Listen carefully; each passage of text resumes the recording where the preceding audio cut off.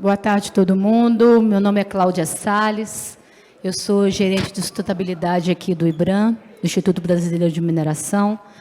E eu vou ser hoje a moderadora desse painel Potencial de Conservação da Biodiversidade pela Mineração.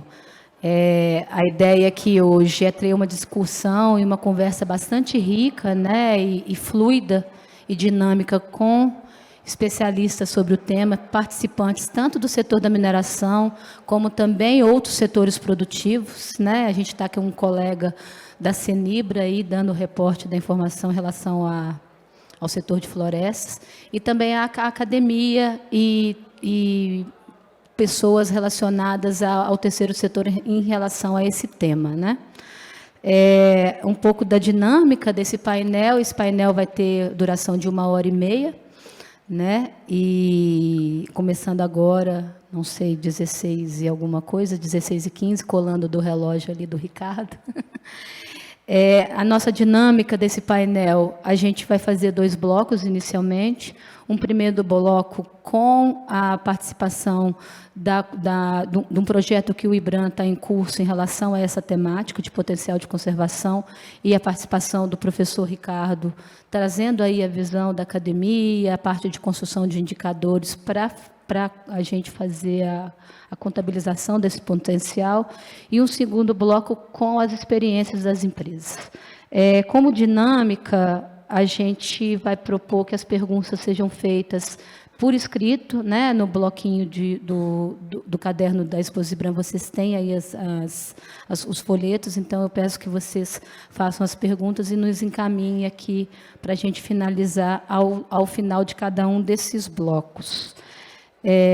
Então, começando esse painel, essa temática é uma temática extremamente relevante, né? A gestão e conservação da biodiversidade e dos ecossistemas é uma agenda prioritária, né? E tem sido uma agenda prioritária aí para o setor já há algum tempo.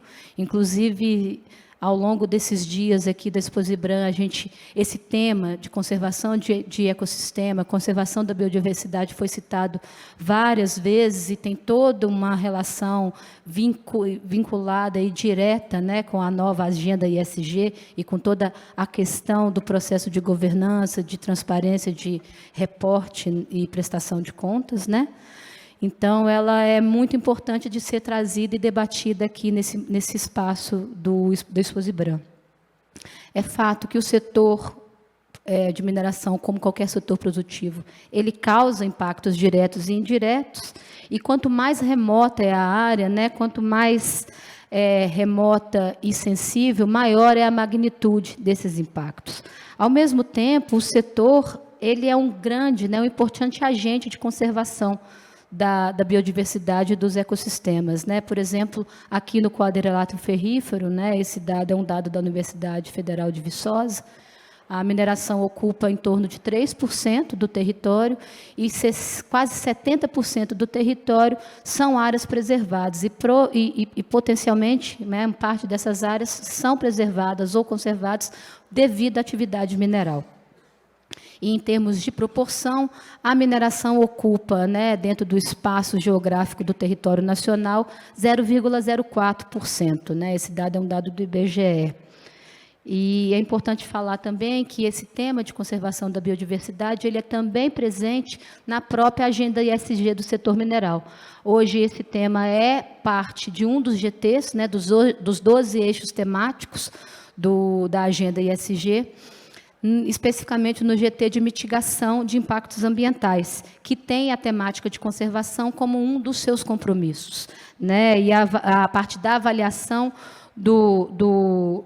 da contribuição do setor para essa pauta, e também a avaliação e verificação dos impactos cumulativos e sinérgicos que são referentes ao setor.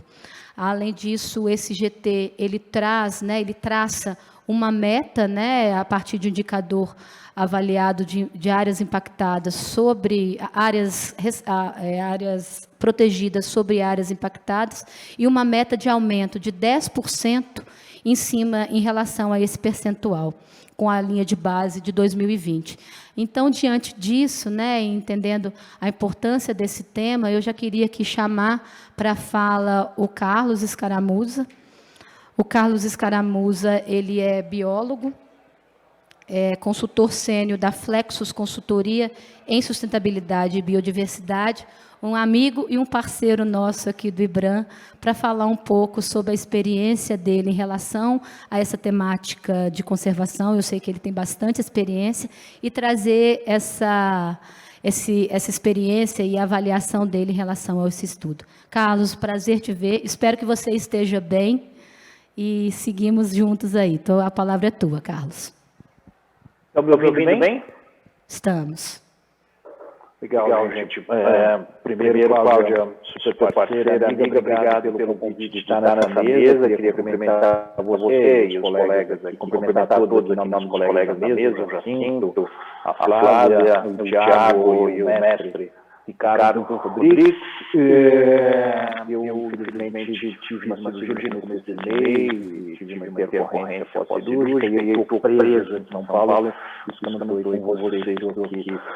Ainda de repouso, me recuperando, mas estamos aqui com prazer e satisfação apresentando um pouco esse trabalho que a gente tem, essa parceria que a gente tem envolvido com o IBRAM, que começou lá atrás, na época que eu era diretor de conservação de biodiversidade do Ministério do Ambiente, Secretaria, e muitas vezes interagimos muitas vezes com o Rinaldi. Na época, ele ocupava, acho que a sua posição, né, Cláudia, se eu não me engano. E a gente conversava muito, e nessas interações eu percebia muito o potencial do setor de mineração como um exemplo de boas práticas para a conservação da biodiversidade e restauração de ecossistemas. Da mesma forma como talvez o setor de papel e celulose também tem um papel de liderança entre os setores econômicos na implementação da legislação e até em práticas adicionais suplementares em relação à conservação da biodiversidade como um todo.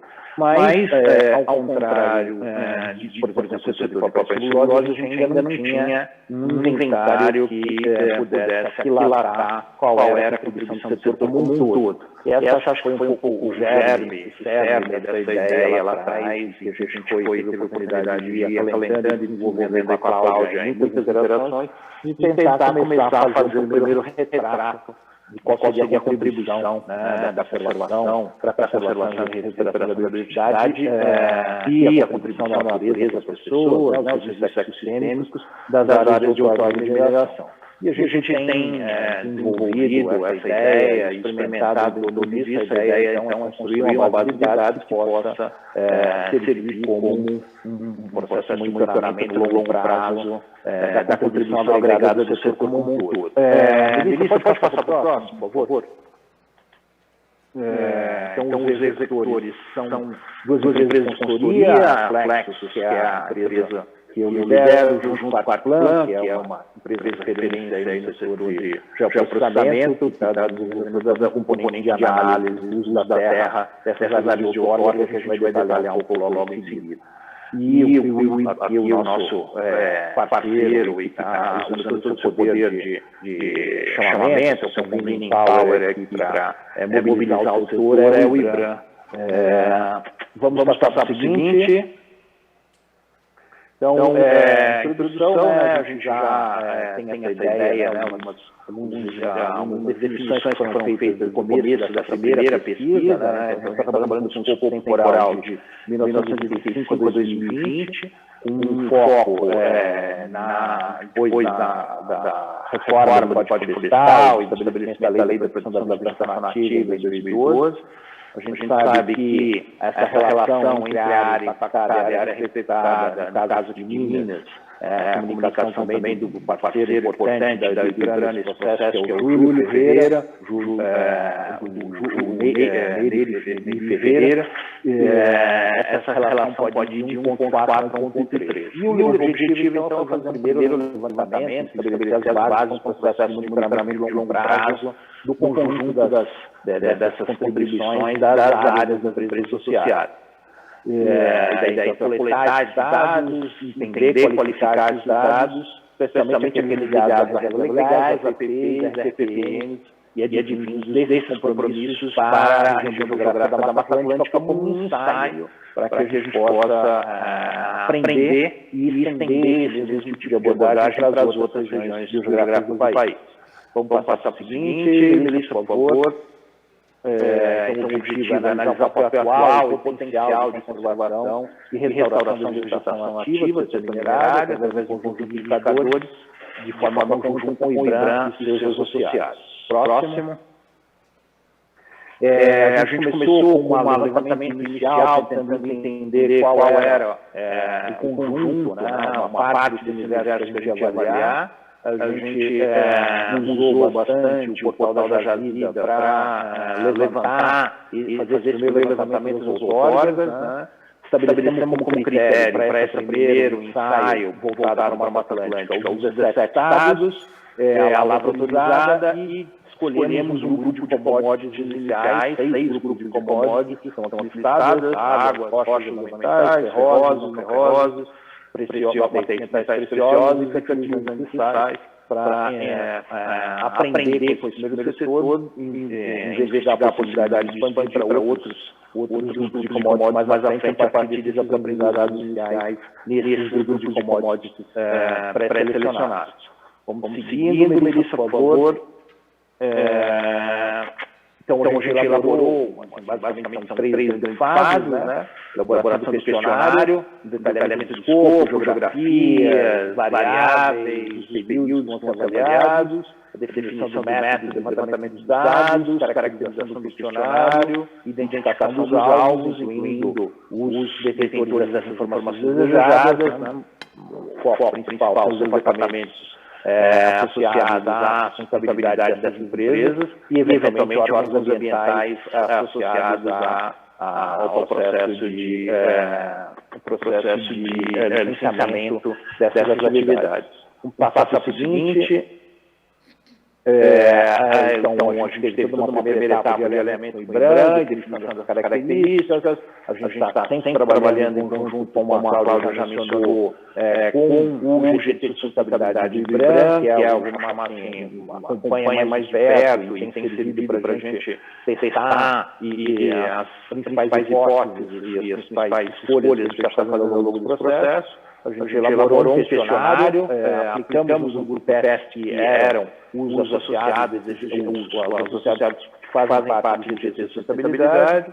A gente já está na fase de análise das respostas, realização de eventuais ajustes e aplicação do questionário no restante dos conjuntos associados à Mata Atlântica. Em paralelo, está em amarela a fase que a gente está, em paralelo a gente já desenvolveu também uma análise do uso da terra, do solo, para essas áreas de outorga desses associados que estão sendo objetos de aplicação do questionário. E elaboração de questionários, mais efetivos, para tomar decisões, e não ter interferência para a publicação de informações dessa ferramenta por meio de infográficos. Então, vamos combinar esse trabalho com apontando a direção a seguida para a constituição de um sítio na internet, com uma interface gráfica ajustada e adequada, preparada, amigável, para que essas recuperações, essas informações possam ser recuperadas de forma agregada para o setor em relação aos diferentes requisitos e informações que estão sendo levantadas no processo. Vamos seguir. Visão geral do questionário, né? Então, o questionário tem 4 seções: a identificação da empresa e do respondente, os compromissos e certificações adotados, o uso da terra nessas áreas, então, esses formulários são individualizados, né? São customizados para cada um, porque já é apresentado o primeiro uso da terra nas áreas de outorga da empresa X, para que ela possa validar as informações e complementar, e aí uma parte de levantamento de informações mais gerais sobre as práticas em prol da conservação e da restauração e da biodiversidade nas suas áreas de outorga, ou áreas associadas. Vamos em frente. Melissa. Podemos seguir, então vamos passar um highlight. O questionário foi desenvolvido em diferentes formatos. Ele tem desde uma interface no SurveyMonkey, mas também pode ser respondido em Excel, em PDFs. A gente está tentando sempre facilitar, como princípio, facilitar o processo de coleta de informações junto às empresas. Vamos seguir algumas telas aí do questionário. Então, por exemplo, aqui um exemplo sobre características dos levantamentos de inventários da flora, que são realizados pelas empresas. Então, por exemplo, a gente está interessado em descobrir se esses inventários, quais são os tratos de vegetação que esses inventários abordam, desde trato herbáceo até trato arbóreo. Só alguns highlights, vamos passar para o seguinte, alguns só uma ideia para mostrar um pouco para vocês como a gente está estruturando o levantamento de informações. Pode passar, Melissa.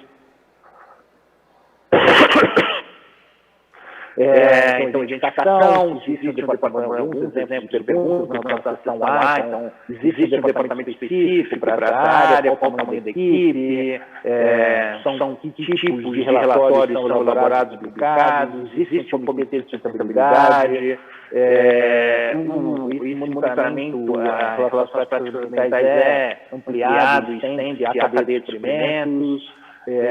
Por exemplo, B, quais são os que têm adesão aos objetivos de desenvolvimento sustentável e adotam padrões de certificações internacionais, por exemplo, relacionados àquela denominada commodity, adoção de métodos para a conservação da biodiversidade de recursos ecossistêmicos, se existe, por exemplo, a contratação de processo de auditoria para o cumprimento dessas metas e compromissos. São só alguns exemplos.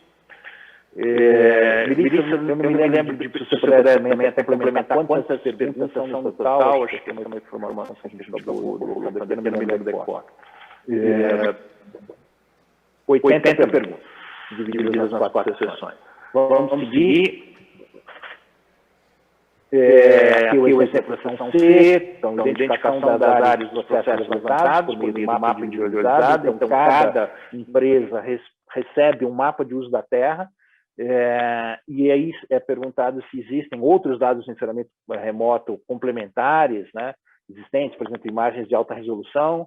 A gente está usando basicamente para levantamento das informações do uso da Terra, os dados do Landsat através da base de dados do Mapa Biomas. Se existe, por exemplo, compartilhamento de informações, por exemplo, de alta resolução, se existe algum tipo de informação de LiDAR, por exemplo, algum outro tipo de informação que possa complementar essa base, realização da análise própria e se a empresa, por exemplo, tem um próprio acompanhamento da dinâmica do uso da terra dentro daquela outorga. Seção D, que é a última seção, então aí são as práticas mesmo em relação à conservação e restauração. Então, existem dados agregados por bioma, referentes às áreas impactadas, né, porque, eventualmente, muitas empresas têm explorações em diferentes regiões biogeográficas. A gente quer saber se esse dado está desagregado para o Mata Atlântica ou para o Cerrado, por exemplo. Adoção de estratégias de proteção e valorização, quais são os métodos empregados em restauração de vegetação nativa, levantamento de dados de fauna, quais são, se é só por espécies nativas, invasoras, ameaçadas, com que frequência e periodicidade que essas informações são levantadas. Próximo, Melissa. Agora vamos apresentar os pontos positivos, uma primeira rodada aí de informações que a gente coletou aí com essas aplicações nesse subconjunto de GT Sustentabilidade. Então, investimento prévio nas atividades e elaborações do questionário. A gente trabalhou muito refinando o questionário, aplicando o questionário junto com os colegas do IBRAM para colher as impressões deles. Então, acho que ter feito esse investimento prévio, acho que se mostrou acertado no sentido de que o questionário já estava mais maduro quando foi aplicado, o SurveyMonkey funcionou bem, os questionários personalizados para cada uma das empresas é um plus do processo como um todo, né? Então, tem uma informação específica ali a ser confirmada sobre o uso da terra para cada empresa, e, claro, a convocatória do IBRAM, o reforço da equipe, a própria liderança do GT de sustentabilidade, tudo isso tem ajudado muito que os colegas das empresas consigam alocar o tempo necessário para responder o questionário. Essa também diversidade de formatos também tem ajustado, então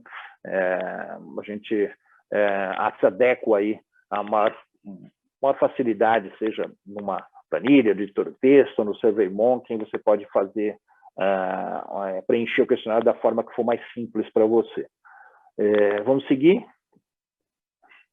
Primeiros resultados, agora vamos passar por uma sessão de primeiros resultados ainda bem recém-saídos do forno. A gente ainda está começando a analisar desse primeiro grupo que a gente aplicou, né? Então, foram 27 empresas com processos mapeados, 3 empresas foram convidadas, né, desse GT de sustentabilidade, foram convidadas a participar da primeira rodada. Tivemos 10 empresas respondentes, 3 se comprometeram a responder na segunda rodada, onde a gente vai focar nos 14 que não estão nesse primeiro grupo, mais esses 3 nos 17 que estão faltando para atingir as 27. Vamos seguir.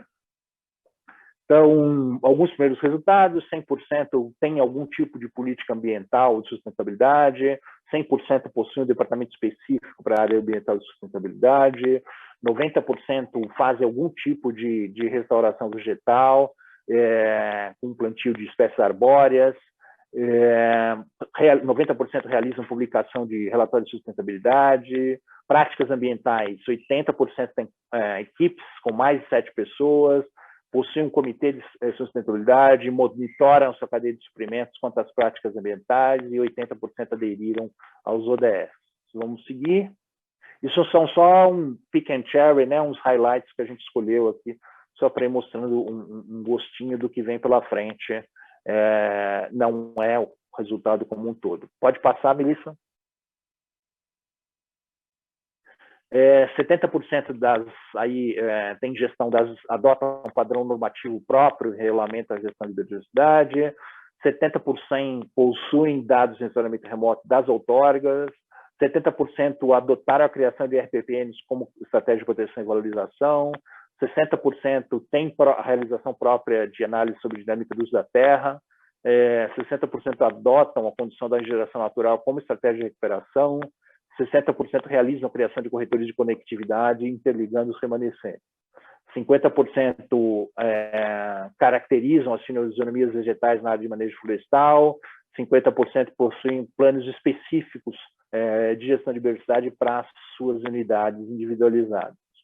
Vamos em frente. Acho que agora é um pouco... o monitoramento das espécies, 40% realizam manejo de fauna nativa, 40% monitoram espécies endêmicas, 30% realizam análise da contribuição à natureza, né, dos serviços ecossistêmicos associados a essas suas áreas, ou protegidas ou em recuperação. Tem 20% realizam a caracterização das fisionomias na área de manejo, 20% avaliam o processo de potencial desenvolvimento de manejo de produtos madeireiros e não madeireiros nessas áreas. Vamos em frente. Aqui a informação sobre o uso da terra, a gente construiu um dashboard com informações sobre esses 2.768 processos mapeados. Então, aqui não foram só os processos inseridos do IBRAM, foram os processos como um todo da Mata Atlântica. Vamos passar para o próximo.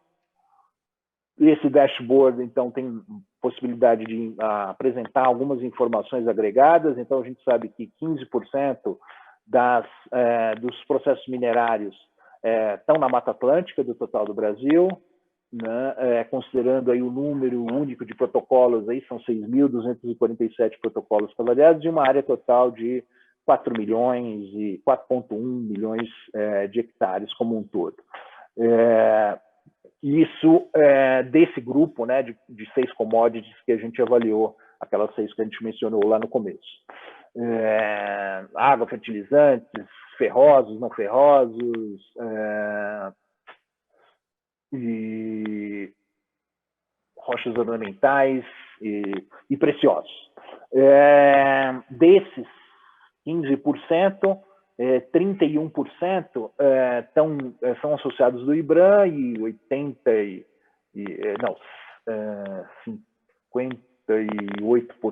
acho que é isso, está difícil de ler aqui no slide, são associados a... Corrige os números aí se eu errei, Melissa. São 195,8 mil hectares que estão presentes na Mata Atlântica das áreas das empresas associadas ao IBRAM. Pode passar para o seguinte. Aqui, então, a dinâmica de desmatamento e da recuperação e a variação total do área floresta nos limites da outorga. Então, aqui em verde, a gente pode ver na série temporal, que vai de 95 até 2018, os dados em verde em recuperação e os dados de desmatamento desses 2.718 processos minerários existentes, aí com curvas relativamente estáveis no valor ascendente, com alguns picos em aumentos de restauração em alguns determinados períodos, e um decréscimo aqui na área de regeneração ao final, e uma tendência consistente de redução de desmatamento nas áreas. Vamos passar para o seguinte, que é a área de floresta dentro dos limites das outorgas, ao longo de tudo, estamos falando aí de uns quase 85 mil hectares, para começar a série temporal, e aqui no final, algo em torno próximo de 80 mil hectares de florestas dentro do limite das outorgas das empresas. Aqui já é das empresas associadas ao IBRAM. Vamos passar para o seguinte. Então, os próximos passos, aqui já indo para o final da apresentação, eu envio o questionário para as 14 empresas, né, mais as 3 do grupo do GT que não preencheram, e estamos considerando, né, ampliar esse convite para todas as empresas associadas, ou seja, não só para aqueles 6 grupos que foram pré-selecionados, mas para aumentar um pouco aí o universo da pesquisa, a gente está ampliando esse convite para todas as empresas, independentes do tipo de commodity com que elas trabalham, mas que sejam associadas do IBRAM, que atuem na Mata Atlântica. Seguinte, possíveis desdobramentos, aí a gente tem tentado trabalhar, né, associando a outros projetos que a gente desenvolve, por exemplo, um deles trabalhar com a ideia de um hub, um centro, um serviço, né, de pareamento aí, que aproxime quem tem passivos de restauração a ser feitos com quem tem necessidade de restaurar. Então, esse é um trabalho que a gente também tem desenvolvido junto, então acho que tem todo um potencial de, a partir desses dados levantados, explorar formas de agilizar e catalisar e aproximar os atores associados na cadeia da restauração florestal. E mapear os potenciais, por exemplo, são só alguns exemplos, mapeamento do potencial dos débitos de recursos de compensação florestal e ambiental das empresas do setor de mineração. Então, muitas vezes, os recursos de compensação florestal, por exemplo, associados, a gente conhece alguns casos, por exemplo, aqui no Vale do Ribeira, são associados, por exemplo, a explorações de areia, de outros, que são, muitas vezes, não são implementados em ações diretamente de recuperação.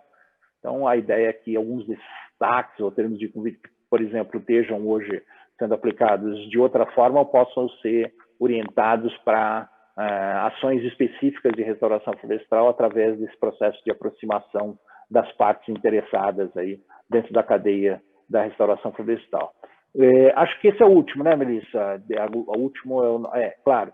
Então, aqui, só para mencionar aqui a equipe envolvida, né, super importante, sem eles a gente não teria chegado até aqui. A Melissa que está aqui junto com a gente hoje, a Melissa Baima, meu braço direito nessa e em várias jornadas aqui, o Marcos Rosa, que é um dos coordenadores do MAP Biomas, e proprietário, não, aqui da Arquiplan, que desenvolveu essas análises da terra que estão naquele dashboard que eu comecei a apresentar a vocês, o colega e amigo Raul Xavier e o Thiago Bicalho, que também fazem parte dessa equipe que tem desenvolvido esse trabalho.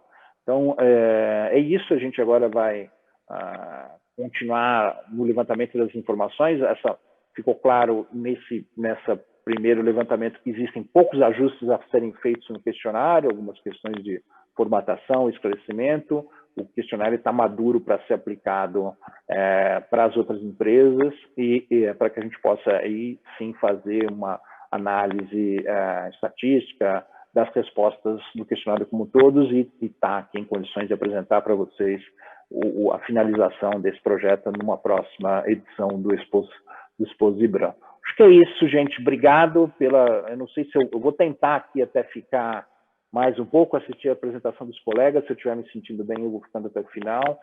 Se eu acabar minha energia baixar aqui, eu vou sair a francesa, mas a Melissa vai estar aqui eventualmente para responder alguma pergunta que vocês tenham ao final da sessão sobre esse trabalho.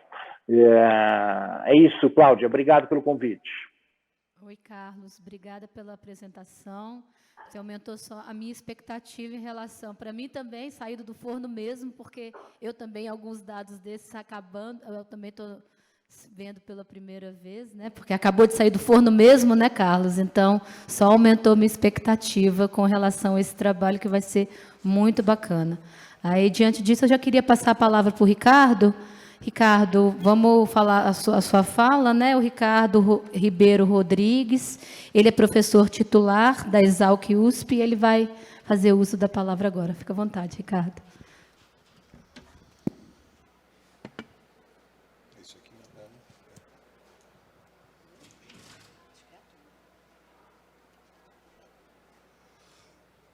Obrigado. Queria, antes de tudo, agradecer a Cláudia, agradecer o SCARA pelo convite, agradecer a IBRAM. Eu tenho participado dos últimos congressos do IBRAM, tem sido muito favorável, tem sido muito gostoso. Eu trabalho com restauração há alguns anos. Temos alguns trabalhos em restauração na área de mineração. A restauração que nós fazemos no laboratório, é o Laboratório de Ecologia e Restauração Florestal da Universidade de São Paulo.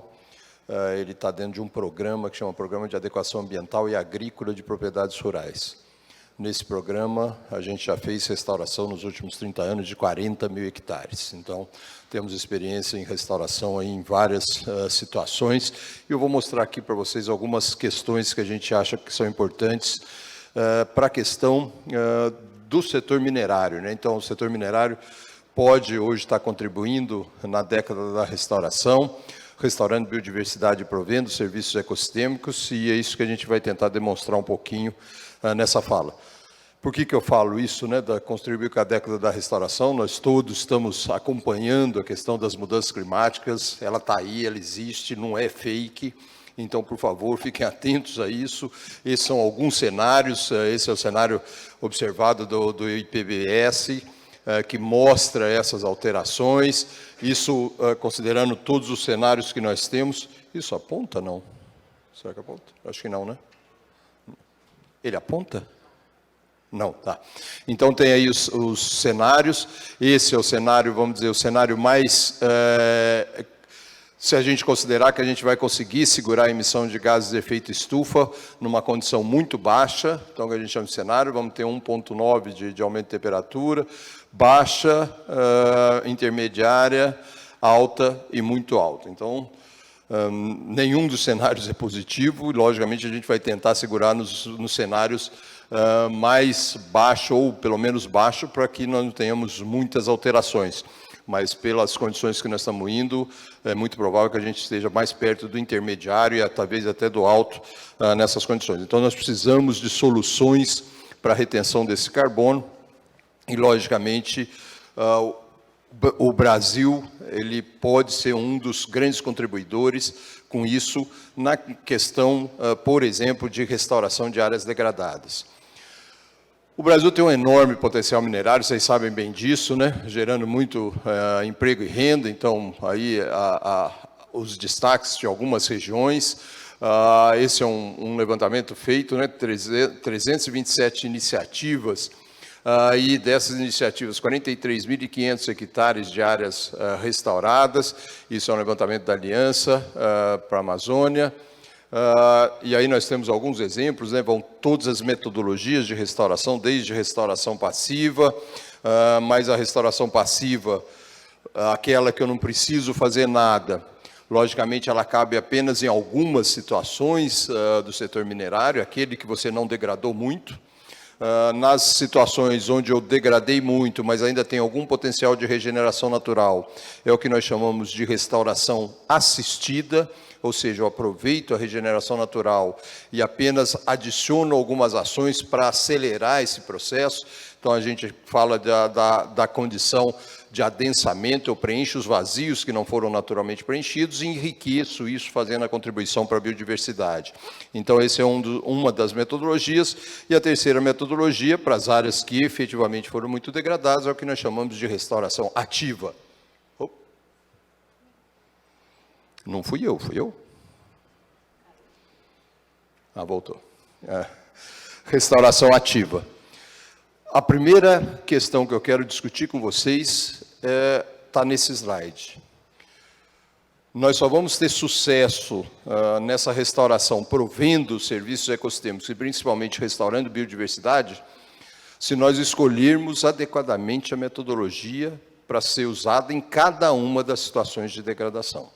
Então, esse é o principal fator, é o principal instrumento de erro dessas iniciativas de restauração que o Escaramuza mostrou e que eu apresentei aqui antes, é a escolha da metodologia errada. Eu queria usar a restauração passiva numa área que foi mais degradada e não tem potencial para a restauração passiva, ou vice-versa. Eu quero usar a restauração ativa numa área que tem potencial de restauração passiva ou assistida.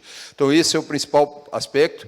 E uma questão que eu gostaria de chamar, eu falo assim, então eu vou fazer na minha área tudo restauração passiva, que é a mais barata e a mais natural e certamente é que dá os melhores resultados.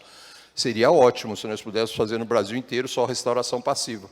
Infelizmente, nós degradamos muito algumas áreas e a restauração passiva não vai ser possível de ser usada. Então, eu tenho que usar a assistida ou a restauração ativa. Então, esse é um aspecto principal. Aí vem aquela discussão, não, mas o melhor é a restauração passiva. Lógico que é o melhor, mas nós não podemos usá-la em todas as condições. Então, essa é a primeira atenção que eu chamo para vocês, que está envolvendo exatamente isso, a escolha dessas espécies. Então, o que nós temos recomendado e que temos ajudado algumas empresas é construir uma chave de decisão, para qual situação eu posso usar a restauração passiva, para qual situação eu necessito usar a restauração assistida, e para qual situação que eu tenho que usar ativa, porque senão ela não vai dar certo. Então, essa é uma publicação que já foi feita, para essas coisas. Esse aqui é um que nós construímos, desculpa, foi a mais? Consigo voltar aqui? Voltou. Que nós construímos para uma das áreas mineradas. Você faz o diagnóstico da área, a área tem floresta ou não tem floresta, as condições, você vai identificando as condições de degradação daquela área e, conforme as condições de degradação daquela área, você aponta para as diferentes metodologias. Então, as áreas que são menos degradadas, você aponta para a metodologia de restauração passiva ou assistida, e aí você já lista as ações operacionais de cada uma dessas metodologias, e quando você precisa, a área foi muito degradada, você faz a questão da restauração ativa. E na ativa, as duas condições, se ela é uma área mecanizável ou se é uma área não mecanizável. Com isso, você estabelece um procedimento operacional que não tem jeito de errar. Então, esse é o grande segredo que nós temos, e se isso for construído de forma bem técnica, bem aprofundada e dentro da realidade de cada uma das empresas, certamente não vai ter problema se trocar um técnico ou se tiver alguma alteração, porque aquele procedimento vai continuar ocorrendo. Então, isso é importante. E nas ações operacionais, você introduzir as ações que são as mais atuais em termos de restauração, para que a gente tenha sucesso na trajetória de restauração. Para vocês terem ideia, hoje, um dos instrumentos mais efetivos para a restauração ativa é você usar junto com as espécies nativas o que nós chamamos de adubação verde, que é a adubação verde usada comercialmente.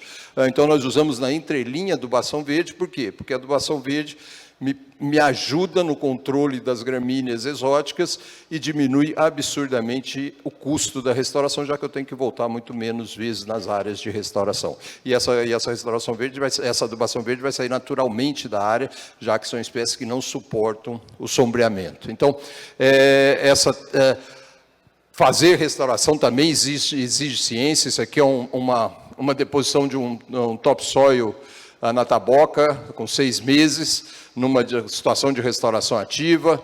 Aqui um plantio de mudas com 1 ano na taboca, e aqui um plantio de mudas com 5 anos na Santa Maria. Ali naquela foto do meio dá para ver bem essa condição. Tem uma combinação ali de espécies de adubação verde com uma combinação de espécies que nós chamamos de espécies de recobrimento, que é o uso de um grupo funcional de recobrimento, que são espécies iniciais da sucessão.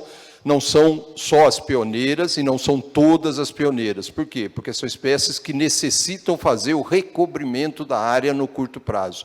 Então, são espécies que crescem bem, mas fazem boa cobertura. Então, é essa técnica de uso de grupos funcionais na restauração que permite você construir a estrutura de uma floresta rapidamente e, logicamente, poder receber espécies para a restauração da biodiversidade. Esse é um experimento que foi feito, bem interessante nesse sentido. Então, vai desde a implementação das mudas, uma comparação, a regeneração natural e a nucleação. Então, para restauração ativa, passiva e um método de restauração que é a nucleação. Esse trabalho também já está publicado, de Cruz, 2020. Isso tudo está no site do laboratório. E aqui mostra uns dados bastante interessantes. Ele analisou vários aspectos, aqui eu estou mostrando os aspectos só de biodiversidade, e olham as diferenças que nós temos para a biodiversidade, no plantio de mudas, na regeneração natural e na nucleação. Por quê? Porque, logicamente, todos esses métodos dependem das características que ele foi usado, depende da escolha adequada desses métodos, e é aquilo que eu estava falando no começo. Se você não usar o método adequado, certamente você não vai ter os resultados que você gostaria. Então, essa situação que foi restaurada era claramente uma situação de restauração ativa, que foi tentada fazer com regeneração natural ou com nucleação, e, logicamente, não teve os resultados que nós gostaríamos que tivesse. Isso, inclusive, para a abundância de árvores. Então, vocês veem a diferença, as bolinhas vermelhas é do plantio de restauração ativa, e os dois de baixo de regeneração natural e nucleação. Então, qual é o método melhor? Depende da área ser restaurada, depende da história de degradação de cada uma das áreas. O melhor método é aquele que foi pensado para cada uma daquelas situações de degradação. E é esse que vai dar os melhores resultados em todos os sentidos. Esse trabalho também é bastante interessante, que mostra efetivamente isso, de 2 até 10 anos, com a referência, e mostrando isso, que nós temos a possibilidade aqui era uma mina de aluvião, você restaurar a estrutura de floresta se você fizer uma boa combinação desses grupos de espécies, sempre usando essas florestas de referência. Tá? Então, esse trabalho também está no site do laboratório, e tudo está relacionado com o tempo. Nós temos uma trajetória de restauração. Vocês vão me perguntar assim, consigo saber no primeiro mês se a minha ação de restauração deu certo? Não, não tem como saber.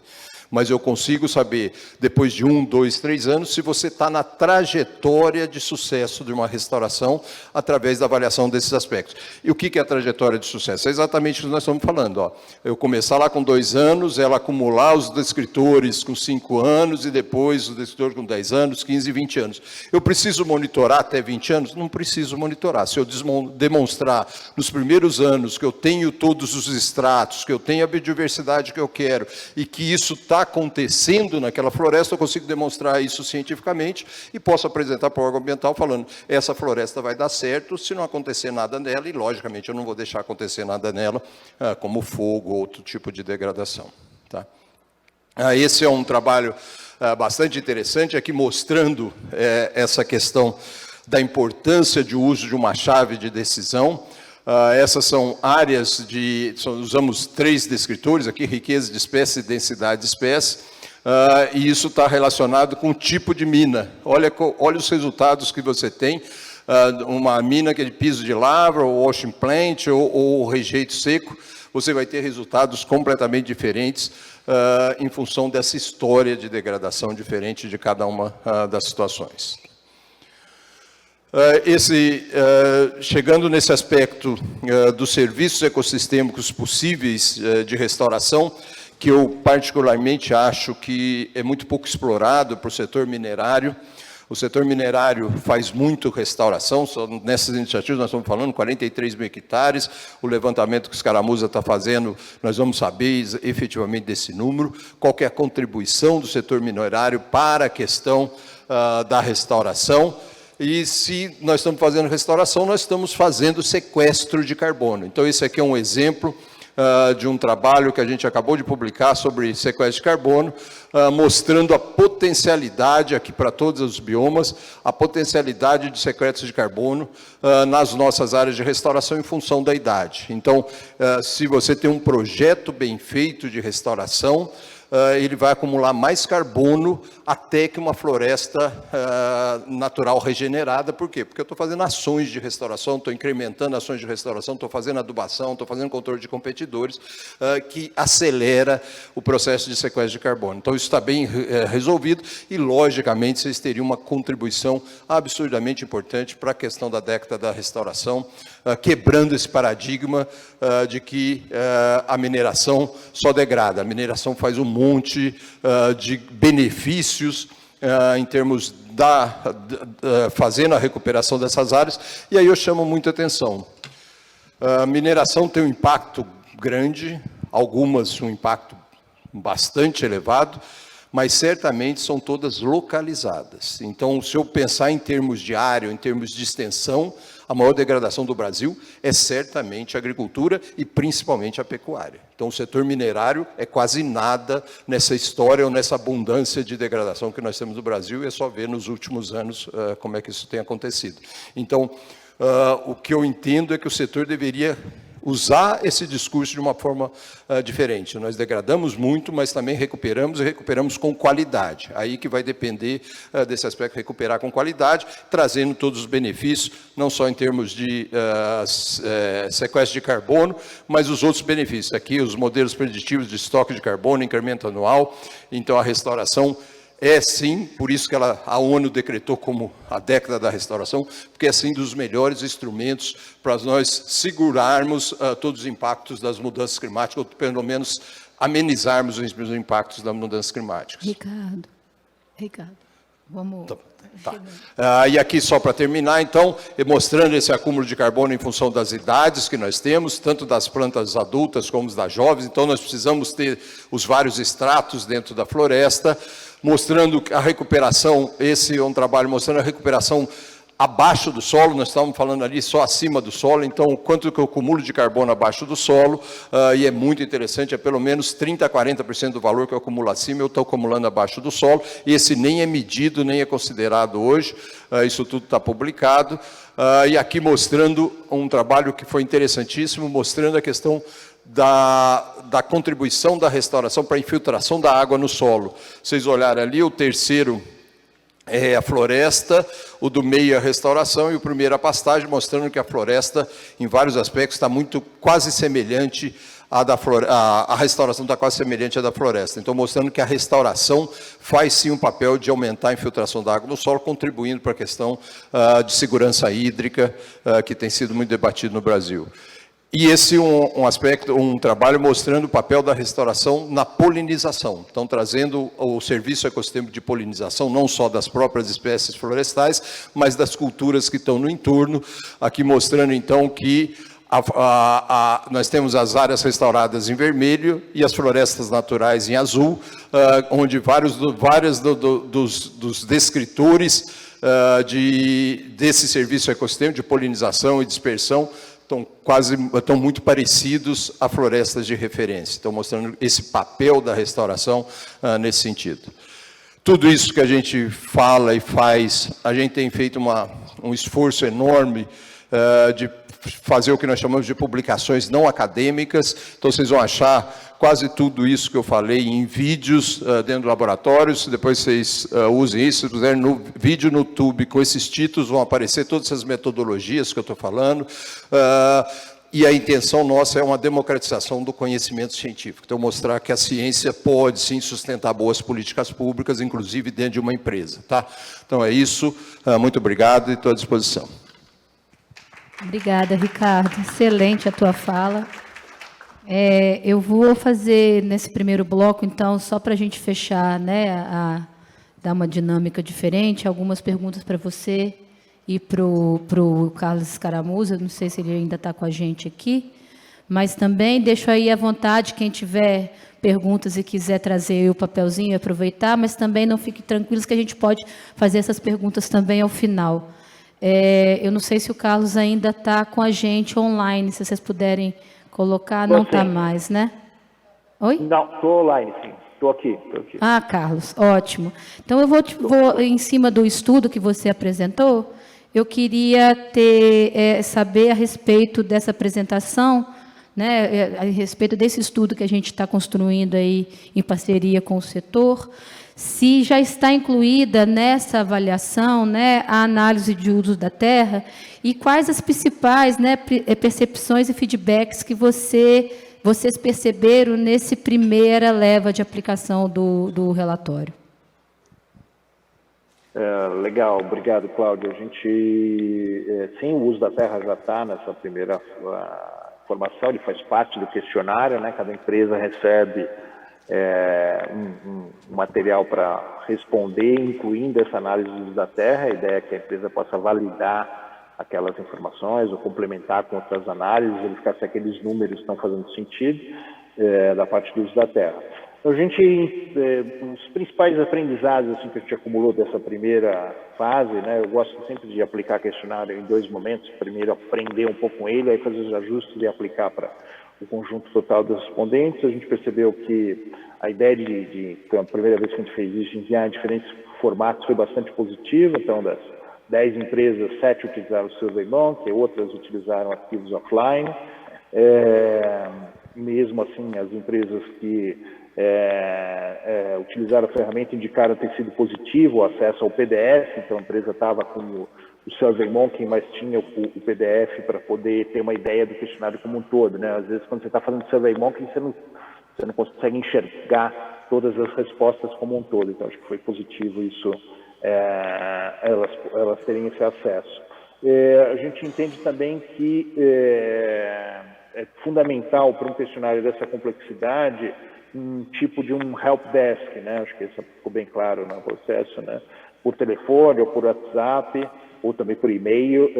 Foi fundamental as empresas terem um canal para estimular o preenchimento, esclarecer dúvidas. São 80 perguntas, são algumas mais complexas, outras menos complexas, né? 40 das empresas, que dessas 10 aqui, 5, né, fizeram contato para tirar dúvidas, né? Então, acho que acho que está um processo que funciona, mas precisa prever a existência de um serviço de tirar dúvidas para ajudar. Claro que as empresas, vamos chamar assim, demoram um tempo para fazer isso, é um ônus para fazer isso. O importante sincronizar isso para não ter demandas excessivas simultâneas, né? Então, a gente tem que conversar e combinar com o IBRAM, por exemplo, para não ter envio de questionários ao mesmo tempo, outros questionários que aumentem a demanda. Acho que é importante fazer um cronograma do envio de demandas para os associados para que eles possam, não vamos chamar assim, esticar muito a corda em termos de tempo que eles têm que dedicar a isso.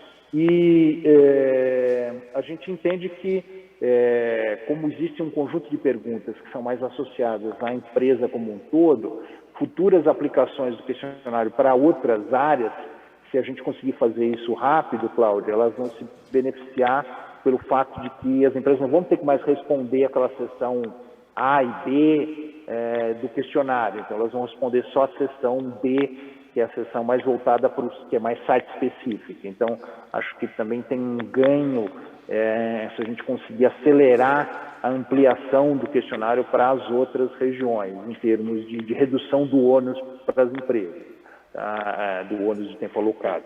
Acho que tem uma série de sutilezas aí que a gente está aprendendo ao longo do tempo que vão permitir a gente refinar e fazer isso de forma mais eficiente daqui para frente, sempre buscando, né, uma eficiência e uma eficácia aí no levantamento das informações. É isso, Cláudia. Muito obrigada, Carlos. Eu acho que a gente vai aprendendo ao longo da jornada mesmo, né?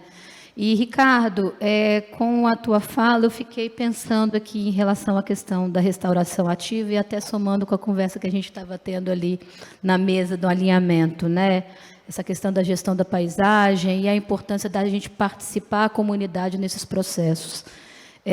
Existe uma possibilidade, ou isso já é algo que é recorrente, uma ideia de modelos de negócio, como, por exemplo, sistemas agroflorestais, né, a partir de grupos de sucessão ecológica, se a gente utilizar esses sistemas para o processo de restauração ecológica e envolver a comunidade nisso? Belíssima pergunta, Cláudia, eu te agradeço. Nem apresentei um dos resultados que a gente acabou de levantar agora para o Brasil inteiro, que é um trabalho que, uma outra justificativa importantíssima, agora não mais para a biodiversidade, mas socioeconômica para vocês usarem, né, do setor, que a cadeia da restauração gera 0,42 empregos por hectare ano. Então, esse número é um número constatado, demonstrado, está publicado. Isso nós temos defendido a restauração como uma estratégia interessantíssima de geração de trabalho e renda no Brasil. Então, se vocês contarem só a questão do Código Florestal, né, que é isso que o Scaramuzzi falou, APP e reserva legal, nós temos no Brasil que recuperar nos próximos 20 anos algo em torno de 12 milhões de hectares de florestas, tanto na mata ciliar como na reserva legal, nas propriedades rurais brasileiras. Isso estaria gerando algo em torno de 5 milhões de empregos nos próximos 20 anos. Então, a restauração pode ser, sim, usada como instrumento disso. E uma das defesas que nós temos feito para a restauração é a restauração com fins econômicos, ou seja, fazer uma restauração que efetivamente garanta uma possibilidade de aproveitamento econômico das áreas. Nós estamos trabalhando com isso. Se vocês tiverem curiosidade, por favor, entrem numa empresa que eu acabei de fundar junto com investidores e junto com parceiros da academia, que chama ReGreen, RE.Green, onde nós identificamos modelos de restauração que param em pé economicamente, então para carbono, para madeira e para não madeireiros, dentro de uma perspectiva de exploração econômica. Então, parar de cortar a madeira da Amazônia por extrativismo e começar a plantar madeiras de espécies nativas, fazer silvicultura de madeira de espécies nativas, não só de eucalipto e pinos. E com isso, tanto parou em pé, que o nosso desafio nos próximos 15 anos é de restaurar 1 milhão de hectares, e todas dentro de um sistema de sustentação econômica. Então, é uma belíssima alternativa, principalmente, nós não queremos concorrer com produção de alimentos, com segurança alimentar. Então, uma alternativa para ser usada em áreas muito degradadas que não são usadas para agricultura. O que são essas áreas? Pastagem, em áreas que nós chamamos de áreas de baixa aptidão agrícola. Então, esse o nosso foco, usar pastagens degradadas em áreas de baixa aptidão e fazer a restauração, tirar um gado lá que vai render R$100 por hectare ano e pôr uma silvicultura de nativas ou uma silvicultura de não madeireiros que rende em torno de R$1.500, R$2.000 por hectare ano. Ou seja, uma excelente oportunidade, né? Mais uma frente aí, né, para o setor perceber, né? Então, já vamos dar sequência aqui. A gente deixar, eu tenho um problema com o tempo, né? Mas, graças a Deus, não tem nada depois da gente, mas já vou passar a palavra aqui para a Flávia. A Flávia Veronese é gerente de meio ambiente e licenciamento da Horizonte Mirrors, para ela poder falar sobre as experiências dela na região do Araguaia. Você pode Obrigada, falar aí ou Cláudia. aqui, você que fica à vontade. Está funcionando? Ótimo.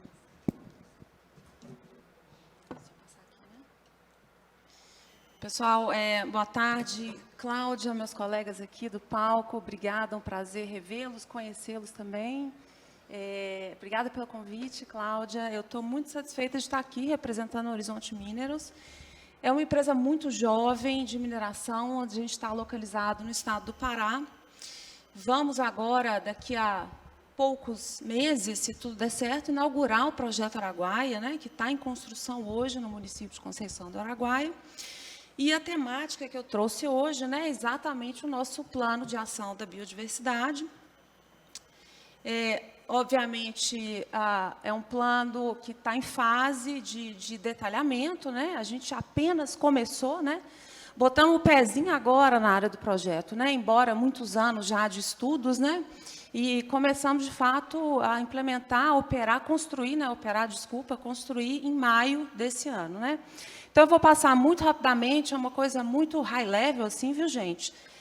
Sobre o nosso plano, eu vou fazer uma apresentação, né, já comecei da empresa, né, inclusive, o contexto ambiental, né, do Projeto Araguaia, os estudos que a gente já vem desenvolvendo lá desde o EIA-RIMA, né, muitos anos atrás, o plano de ação em si, com alguns conceitos, ações previstas, né, o que a gente está fazendo agora e o que seria nossos próximos passos, tá? Bom, a empresa, já falei, nosso foco é níquel, né? Nossa produção começa a partir de 2024, né? O ferro-níquel, né? Que é um produto que vai diretamente para a indústria de produção do aço inox. A gente tem sede em Londres, é uma empresa inglesa, listada nas bolsas de valores, Toronto, né? E Londres também. Mas o escritório está aqui, corporativo, em Belo Horizonte, e todos os ativos da empresa concentrados na região sul do estado do Pará. Nós, como empresa, somos proprietários do Projeto Araguaia, esse que eu mencionei, já em fase de construção, e do Projeto Vermelho, também localizado no município de Canaã dos Carajás. O Projeto Araguaia é um projeto que ele é composto por 7 depósitos, tá? São 7 futuras cavas, todas elas no município de Conceição do Araguaia.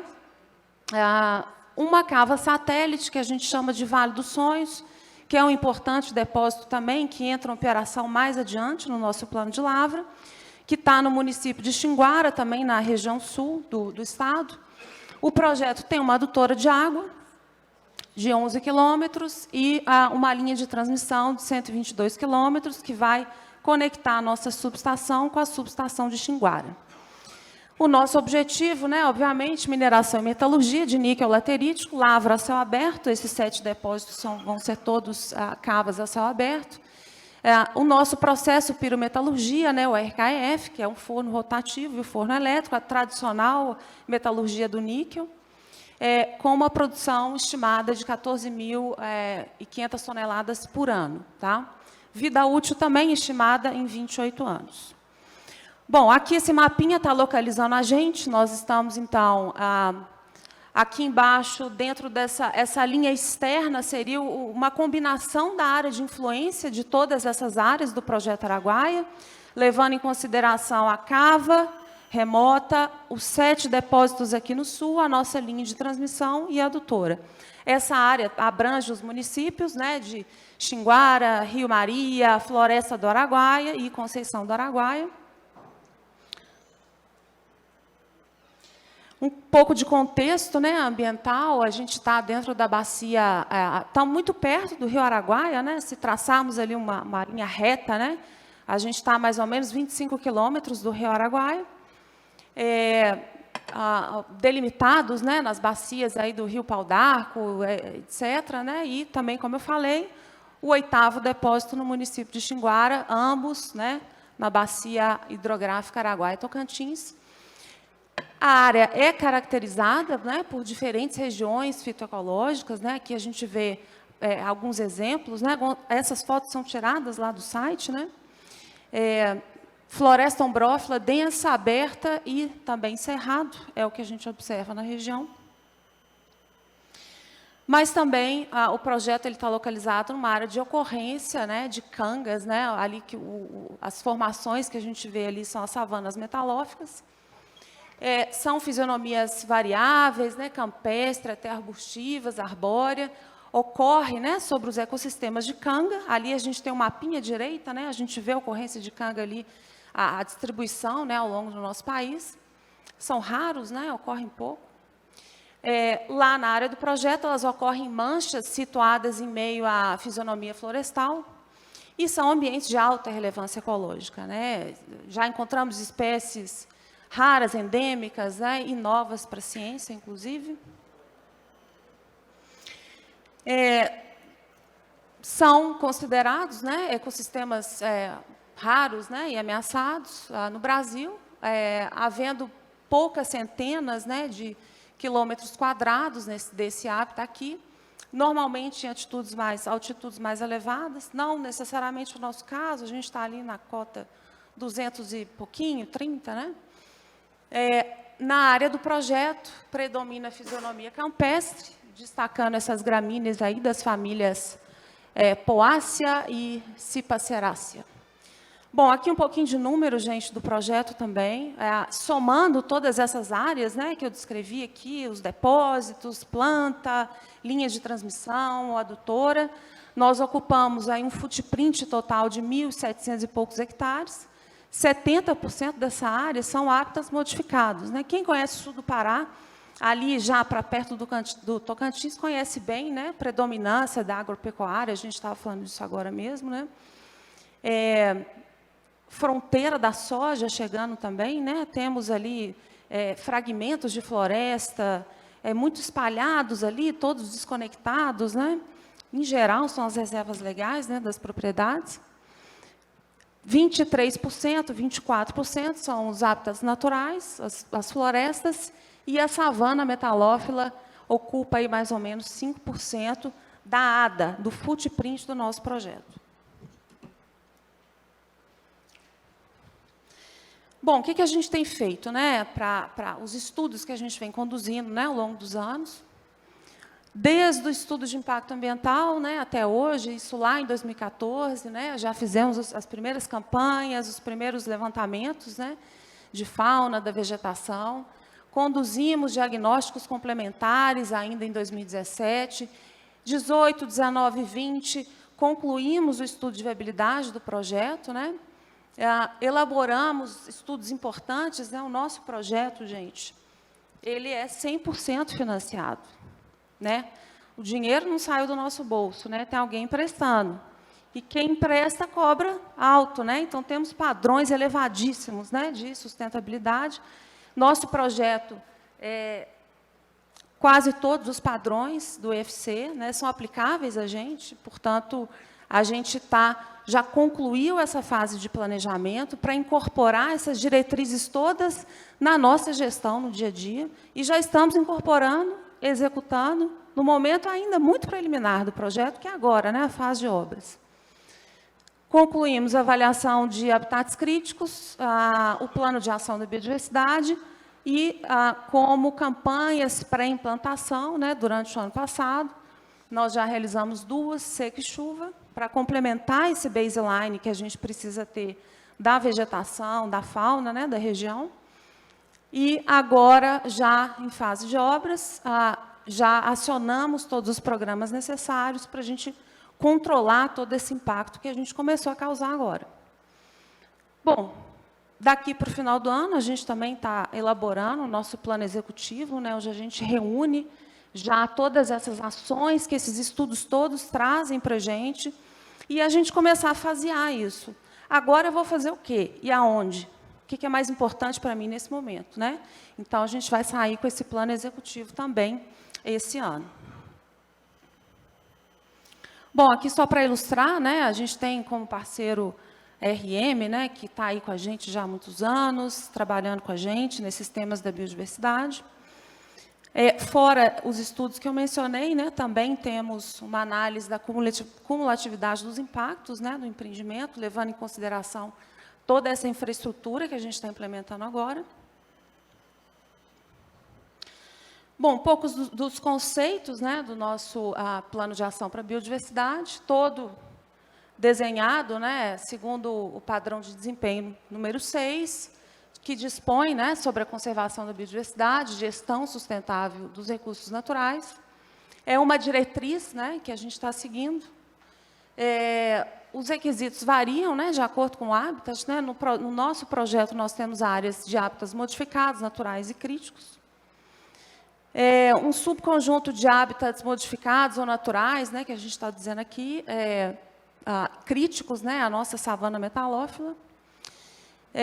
E para atendimento às atividades do projeto não devem ser implementadas em áreas de hábitats naturais e críticos, a menos que uma série de requisitos estabelecidos sejam atendidos e, portanto, seguir a hierarquia de mitigação de impactos, né, que a gente segue de momentos muito preliminares de planejamento desse projeto. Né? O EIA-RIMA é um instrumento de planejamento, né, para a gente implementar essas medidas, né? Dos estudos de trade-off, onde eu vou colocar a barragem, onde eu vou colocar uma pilha, né? A gente tem que levar em consideração isso aqui. E levamos, de fato.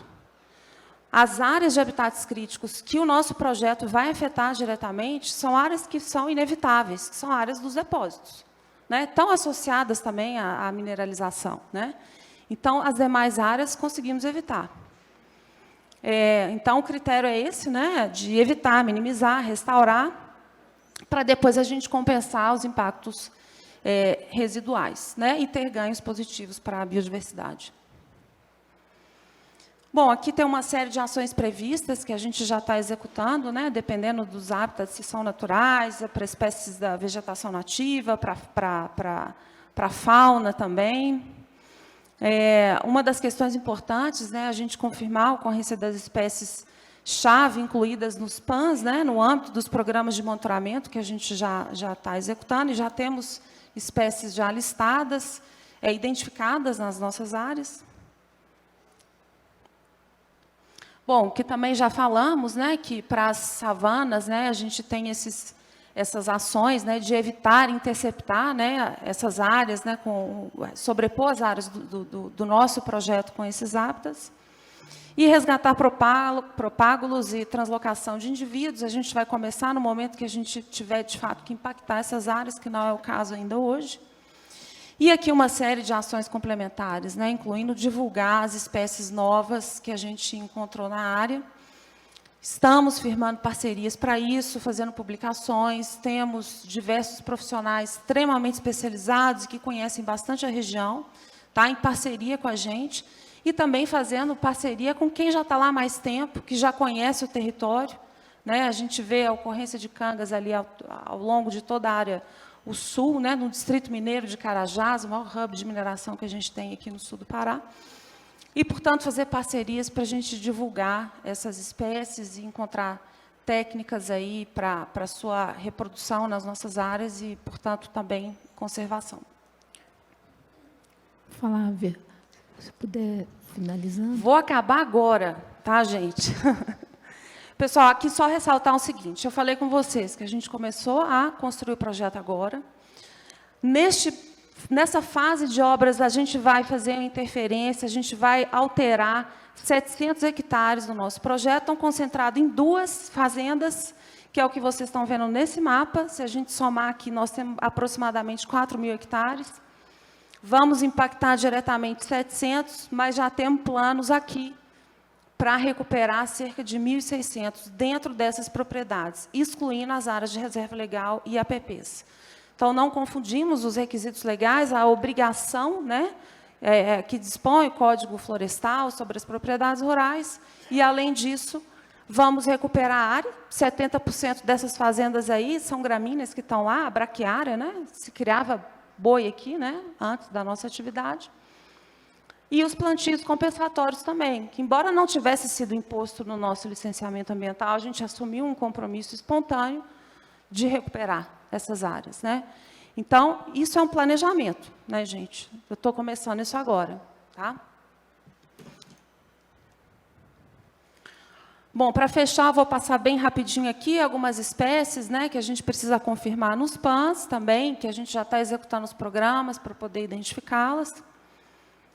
E aqui um pouco das próximas ações. Né? A gente está agora construindo um centro de biodiversidade. já temos um viveiro lá, a gente já está construindo, já estamos planejando já produzir 30 mil mudas, já queremos começar o plantio, já queremos colocar nosso plano de ação para biodiversidade acontecendo agora, antes de começar a operar e a produzir níquel. Por quê? Porque é necessário para que a gente tenha um ganho de biodiversidade, a gente comece a fazer isso agora. Eu não vou... Bom, obviamente, vamos recuperar as áreas impactadas pelo empreendimento, mas as áreas já impactadas pelas atividades anteriores, a gente também começa agora. Então, a ideia é que a gente tenha um ganho positivo num estágio ainda bem preliminar, né? Obviamente que, para tudo isso se transformar em um ganho positivo, nós precisamos passar por todas aquelas etapas lá de restauração das áreas, né? Que só com alguns anos a gente vai saber quais foram os resultados de todos esses esforços. Mas era isso, pessoal. Eu queria só mesmo passar bem rapidamente, né, nossos planos. Queria agradecer a todos. Muito obrigada. E qualquer pergunta, por favor, se eu puder responder. Obrigada, Flávia. Excelente. É muito bom, né? Essa lógica do planejamento faz toda a diferença, né? Ô, Tiago, pode passar a palavra para você. Eu vou já apresentar o Tiago. Tiago Alves é o gerente de meio ambiente da Anglo América Brasil. E aí, pedir para você ser enxuto e direto. Falei bem melhor. Consegue me ouvir no microfone? Claro, sua pessoa, agradeço o convite, o IBRAM, por esse maravilhoso evento, Flávio, professor Ricardo, doutor Carlos está conosco, todos vocês presentes, obrigado, prazer estar aqui com vocês. Eu vou começar falando que não está funcionando o negócio. Como é que faz isso aqui? Agora deu, beleza, ótimo. Pessoal, minha apresentação, então, um pouco falando da Anglo American, tá? A gente tem aí uma perspectiva de biodiversidade. Biodiversidade a gente entende como valor para o negócio, tá? Dentro de uma lógica de capitalismo consciente, capitalismo sustentável, capitalismo de stakeholders, mas também como elemento de valor.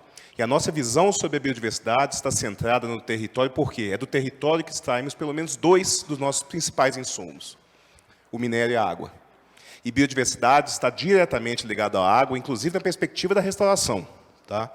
E aí, nossa visão é exatamente o que o Flávio acabou de falar, isso aí da arquitetura de mitigação de impacto, minimizar o risco no meio ambiente, né, aplicar as melhores soluções, e não é diferente no campo da biodiversidade. Tá? Só rapidamente, somos uma empresa global, tá? A gente tem quase 105 anos de idade, estamos atuando em 5 continentes, tá? Uma presença forte na África, aqui na América Latina, né, o eixo de gravidade mudou-se para a América Latina, tem uma participação importante aqui no Brasil. Temos uma operação de primeira classe de minério de ferro aqui em Conceição do Mato Dentro, Alvorada de Minas, um mineroduto que conecta ao Porto do Açu, no Rio de Janeiro. Tá? Em Barro Alto e Niquelândia, no estado de Goiás, 2 operações de níquel. Tá? Niquelândia, o destaque, que é uma operação já bastante antiga e consolidada, com uma produção expressiva também de ferro-níquel nesse estado. Tá? Então, passando diretamente para a nossa visão, né, a nossa visão de ser líderes globais em mineração sustentável, que significa pensarmos em ser a empresa mais valorizada aos olhos de todas as partes interessadas. Não é ser a empresa mais de maior valor. É a empresa que é reconhecida como a empresa de escolha por todo mundo que a gente interage. Tá? E nisso o meio ambiente tem um papel fundamental. Dentro disso, construímos o Plano de Mineração Sustentável. É nada mais do que nossa abordagem ESG, para transformar a mineração e construir essa mineração do futuro que a gente tanto almeja, incorporando dentro dela as políticas e as práticas que estão preconizadas, tá, pelos manuais e pelos procedimentos ligados à sustentabilidade. Destaque aí, dentre 10 grandes metas, né, dentro do pilar de meio ambiente saudável, a biodiversidade. O nosso compromisso é gerar impacto líquido positivo nos territórios em que atuamos. Tá, a gente avançou do no net loss, né, do não causar impacto, ou pelo menos balancear os impactos, e a gente acredita firmemente que é possível gerar impacto líquido, e a restauração e a regeneração dos sistemas está no coração dessa estratégia. Eu vou pular aqui de mitigação, o Flávio já falou muito bem sobre isso. Queria trazer alguns dados, inclusive, né, e tentar desmontar alguns mitos sobre a mineração. A mineração e a biodiversidade têm uma relação, por vezes, conflituosa, porque o impacto da mineração, como o professor Ricardo disse, ele é muito agudo numa paisagem dada, e isso mexe, talvez, com o nosso simbólico. Talvez não, isso mexe com o simbólico das pessoas. Isso incomoda. Isso traz uma percepção de dor, uma percepção de sofrimento, e na maior parte das vezes, o benefício, que é disperso, ele não é corretamente capturado. Benefício este, como, por exemplo, mostrado neste gráfico. Ele é um pouquinho confuso, porque a informação é muito densa, mas eu queria só que vocês olhassem as linhas vermelhas aqui. Isso aí, tá, as barrinhas verdes, no lado esquerdo de vocês, são o percentual de cobertura do solo, tá, na região de Conceição do Mato Dentro. Quando vocês notam, assim, desde 2013, uma queda da cobertura do solo, o projeto Minasil entra com a fase 1 dele, ali por volta de 2008. Né, a gente tem uma flutuação disso, natural, em função da supressão vegetal, e depois um aumento, inclusive, nesse momento, 2019, o dado dessa pesquisa, que é da USP, do seu colega Luiz Henrique Sanches, demonstra que, em 2019, a cobertura está maior e bem maior do que o ano que a gente chegou nessa área. E, principalmente, no outro gráfico, a gente nota a capacidade que o empreendimento minerário tem. E não é só a Anglo-América, veja o exemplo da Vale em Carajás, por exemplo, que preserva a última grande área verde daquela região no sudoeste do Pará. A capacidade da atividade minerária de evitar desmatamento, né, e de trazer ganho adicional por meio dos plantios, por meio da reabilitação e da recuperação. Então, a mineração tem um papel crucial. Como a Cláudia disse, em relação a 70% preservados aqui no cloredato ferrífero, temos outros exemplos, temos o Espiaço Meridional, no qual a gente tem uma participação significativa também, muitos outros exemplos, do papel da mineração como um agente de transformação dos modos de uso do solo e, com isso, a possibilidade de a gente trazer reversão em cobertura vegetal e ganho efetivo para a biodiversidade. Começamos muito focados na constituição de áreas, tá? E está certo, né? Como, né, a Flávia mostrou, o projeto da Horizonte Mineros tem feito algo parecido também, a noção da gente compensar o footprint, isso é importante, isso é o primeiro passo, isso é necessário. No caso da Anglo-América, hoje, nós já consolidamos 5.000 hectares em reservas legais em níquel, 4.000 hectares, tá, em matas nativas mantidas pela Anglo-América no estado de Goiás e 700 hectares de preservação permanente voluntários. Tá?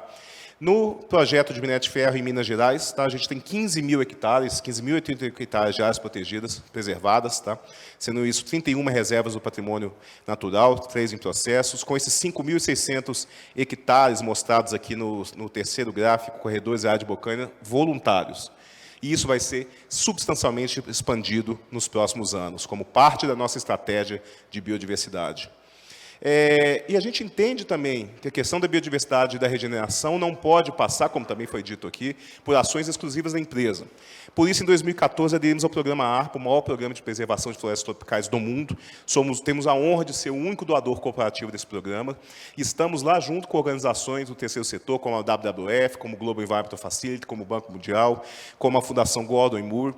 E a gente gosta de estar no ARPA, a gente participa ativamente do ARPA, tá, como membros do Conselho do ARPA, porque o ARPA traz um resultado fantástico para a biodiversidade brasileira. São 64 milhões de hectares de áreas protegidas, o que equivale em tamanho a 2 Alemanhas, um investimento de 5 milhões de dólares que a Anglo-América fez, sem operar na Amazônia, porque a gente entende também que as grandes causas precisam ser abraçadas pelo setor minerário, e isso faz parte da construção ou reconstrução de nossa reputação, que também é uma questão de negócio, é uma questão que facilita o acesso a depósitos minerários que estão cada vez mais raros e escassos. Dentro de todo esse programa que a gente executou nesses territórios que a gente tem atuado, a fauna tem nos trazido boas surpresas. A regeneração de habitats tem permitido o aparecimento, o ressurgimento de grandes mamíferos, topo de cadeia, em áreas que a gente, no passado, não os tinha. Por exemplo, ontem mesmo, a gente capturou uma jaguatirica, salvo engano, uma jaguatirica na nossa área da barragem. A gente teve ocorrências, né, de onça parda também na região de Conceição do Mato Dentro, que tinha sumido há muitos anos. Isso demonstra uma qualidade ecológica daquela paisagem, daquele território, que tem crescido por meio da restauração, da preservação de áreas, e que é possível graças ao trabalho conjunto da mineração com outros atores naquele território, no caso da nossa empresa. E a fauna, né, a gente tem um programa sólido também de monitoramento de fauna que tem trazido resultados, aí, tanto científicos com a publicação de artigos, quanto surpresas como a descoberta de novas espécies ameaçadas, espécies que eram ameaçadas e não são mais ameaçadas, e aí a gente poder atuar em parceria, construindo um ambiente melhor e protegendo efetivamente essas espécies das ameaças. Trabalhar com as comunidades, um pilar fundamental que conversa também com o pilar de sustentabilidade no âmbito social, que gera emprego, como o professor Ricardo também mencionou, que gera renda, que traz felicidade para as pessoas e que, principalmente, transforma o pequeno agricultor, o morador da região rural, antes em um agente de destruição, agora em um agente de preservação. E esse projeto Vamos Reflorestar, que foi um projeto muito bonito que a Anglo América trouxe, porque veio do pessoal da operação, tá? De um de nossos colegas da operação, trabalhava então na operação e propôs isso dentro de um fórum de inovação chamado Solucione, que a Anglo América tem. A gente uniu consciência ambiental com inovação, com solução, e constituímos esse projeto, que é o que o nome diz, pequenos viveiros, parceria com a comunidade, produção de mudas, colocar essas mudas no mercado, atuar para a preservação e recuperação ambiental, e aí essa turma é nossa parceira, e mais que tudo, mais do que ser nossa parceira, aumenta a sua renda e, principalmente, a parceira da conservação do meio ambiente. O seu Zé, aí mostrado, feliz, salvo engano, esse é o título, é o certificado do CAR, do Cadastro Ambiental Rural, fruto de um dos projetos que a gente também tem muito orgulho, que é a recuperação da bacia do Rio Santo Antônio. O Rio Santo Antônio é o maior contribuidor em quantidade e qualidade de água com o Rio Doce, para a recuperação do Rio Doce. E nesse projeto, nós atuamos de modo diferente. A gente, por meio de instituições do terceiro setor, o Instituto Espinhaço, que é uma ONG local, inclusive de Conceição, mas com atuação nacional, a CBCN de Viçosa, a gente trabalhou para a recuperação, tá, de nascentes nessa área e atuamos em parceria com os proprietários rurais. Recuperamos a reserva legal deles, recuperamos a APPs deles e fizemos com que a propriedade deles, que antes não tinha condições de fornecer os serviços ecossistêmicos que eles precisam para permanecer no solo, voltasse a fornecer. Então, o seu Zé aqui, ele está muito feliz porque a nascente dele voltou a ter água. Ele tem água perene na propriedade dele de novo. Isso, gente, é mudar a vida das pessoas. Isso é permitir que as pessoas tenham qualidade de vida no âmbito rural. E isso é um trabalho de parceria que não é da Anglo, só da Anglo. É um trabalho efetuado a várias mãos. Tá? E não seria possível sem o pequeno produtor, que é tão taxado de degradador ambiental, e, na verdade, não é. Ele é uma vítima de um sistema de degradação ambiental que é muito maior do que ele, e se torna o maior parceiro que a gente pode ter quando trabalhamos em conjunto. Aqui um projeto de maior porte, o Juntos pelo Araguaia, tentando, né, ajudar a reverter uma situação no Médio Araguaia e no Baixo Araguaia de extrema geração de sedimentos. Esse rio está sob terrível ameaça, colocando 800 mil pessoas no estado de Goiás em risco de segurança de abastecimento de água, perdendo capacidade de piscicultura, perdendo capacidade de navegação, e é uma junção de esforços do governo de Goiás, governo do Mato Grosso, governo federal, empresas como a Anglo América também, que são associadas, e a gente faz parte também desse modelo de regeneração, que foi muito bom, professor, trabalhar com ONGs nesse sentido e com as universidades, por causa das técnicas de regeneração. Porque cada fazenda tinha uma técnica diferente, e a gente minera, a gente naturalmente não regenera, né? A gente precisa da parceria para poder regenerar. E falando em parcerias, aqui uma pequena lista, tá, das principais parcerias que a gente tem hoje no Brasil, que a gente se orgulha de ter, com várias instituições, tá, de ensino e pesquisa e extensão, o UFVJM, a USP, a UFV, o UFMG, a Federal de Ouro Preto, tá, o Instituto Boitatá, a Embrapa, a Federal de Goiás também, o CEPAM, e CMBio também. A gente tem uma linha de conservação de cavernas também, que é um hotspot de biodiversidade, uma dimensão importante a ser protegida, e é uma área que a mineração também tem uma grande contribuição para a sociedade, né? Na nossa perspectiva, também, é importante perpetuar o conhecimento. Mantemos a Estação Ciência, uma unidade museológica para atendimento das comunidades. Voltamos agora, há pouco, depois da pandemia, e a gente tem aí milhares de pessoas atendidas mensalmente, né, com ações de educação para garantir que o conhecimento produzido seja replicado e essa mentalidade de preservação ambiental possa ser perene. E, claro, por fim, a gente entende que disseminar o conhecimento é uma parte importante. Fruto do trabalho dessas parcerias, dessas pesquisas, temos diversas publicações no âmbito da biodiversidade. O último foi o livro de Biodiversidade no Espinhaço Meridional, que conta justamente a história da proteção desses 15 mil hectares e como que a gente construiu conectividade, como construiu ganho nesse processo, como que o espinhaço foi colocado como elemento central e trabalhamos em parceria com vários atores para protegê-lo, mas também publicações sobre fauna, anfíbios, né, cavernas, até arqueologia, história, temas que são tangentes à biodiversidade, fora a publicação de dezenas, quiçá centenas de artigos científicos, dezenas de teses, dissertações que ocorreram desde quando a gente começou com as pesquisas em parceria com todos esses agentes. Bem, eu tentei ser o mais rápido possível, para dar um overview, mas essa é a nossa visão, abordagem, né? Estou à disposição de todos vocês. E, pessoal, biodiversidade é uma parte importante do negócio, mas, acima de tudo, a gente precisa tratar com amor. O amor faz mudar, o amor regenera, o amor cura. E criar sistemas regenerativos associados à mineração é um caminho que a gente acha que é sem volta e necessário. Muito obrigado pela atenção de todos. Obrigada, Tiago. Foi super sucinto, direto e passou a mensagem. Excelente. Eu, por fim, queria convidar o Jacinto Moreira de Lana, ele está online, coordenador de meio ambiente da Cenibra, e ele já vem falar, né, na perspectiva da indústria do papel e celulose, né, e vai ser muito bacana porque a gente vai fazer essa conexão, já que a gente está falando de conexão, né? Então, Jacinto, eu agradeço demais aí você aceitar o nosso convite, a palavra é tua. Cláudia, agradeço muito o convite. Peço desculpa por não poder estar presente. Hoje nós tivemos aqui uma estruturação, uma fusão de departamentos, né, na nossa área. Temos uma assessoria de sustentabilidade e eu fiquei bastante envolvido com a apresentação disso. Mais de 50 pessoas que vão participar dessa nova governança aqui na empresa dos aspectos de sustentabilidade. Não poderia ficar ausente nesse momento tão relevante aqui para nós. Tá? Por isso peço desculpas, mas acredito que, eu agradeço, porque acredito que de forma remota a gente vai conseguir fazer uma boa apresentação. Tá? Cumprimento os demais palestrantes, gostei muito, inclusive incorporo situações que eu vi aqui hoje na minha fala. Né? Nesse primeiro slide de apresentação, eu já falo de biodiversidade num contexto estratégico para o nosso setor, para a nossa empresa.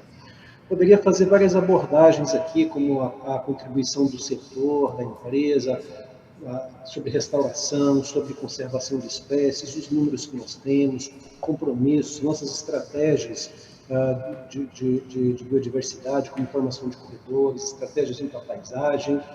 Mas eu gostaria de fazer uma abordagem que eu acho que é mais relevante, mais importante nesse momento. Uma abordagem que ainda é nova, precisa ser muito trabalhada, porque é uma abordagem muito forte, muito poderosa, para que a gente envolva mais pessoas, proprietários rurais, outras empresas, outras instituições na conservação da biodiversidade. Essa abordagem está na linha já falada aqui hoje de busca de equilíbrio ecossistêmico.